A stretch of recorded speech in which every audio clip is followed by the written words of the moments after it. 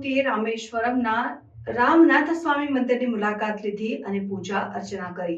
પ્રધાનમંત્રી નરેન્દ્ર મોદીએ તમિલનાડુના રામેશ્વરમ સ્થિત શ્રી અરુલમિગુ રામનાથ સ્વામી મંદિરની મુલાકાત લીધી હતી અને ત્યાં પૂજા અર્ચના કરી હતી. આ મંદિર ભારતના 12 પવિત્ર જ્યોતિર્લિંગોમાંનું એક છે અને હિન્દુ ધર્મમાં વિશેષ મહત્વ ધરાવે છે.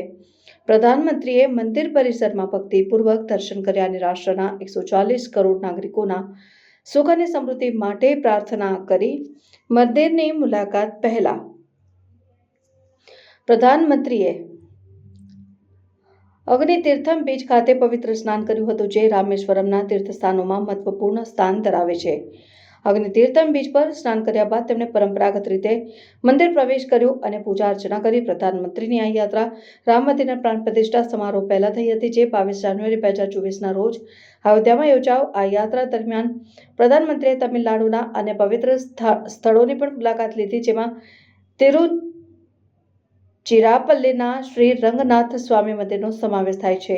પ્રધાનમંત્રી મોદીની આ ધાર્મિક યાત્રા તેમના આધ્યાત્મિક અભિગમને દર્શાવે છે અને દેશના સાંસ્કૃતિક વારસાની પ્રત્યેની તેમની પ્રતિબદ્ધતાને ઉજાગર કરે છે. તેમની આ મુલાકાતો દ્વારા ભારતના પ્રાચીન મંદિરો અને તીર્થસ્થાનોની મહિમા અને મહત્વ પર પ્રકાશ પાડવામાં આવ્યો છે.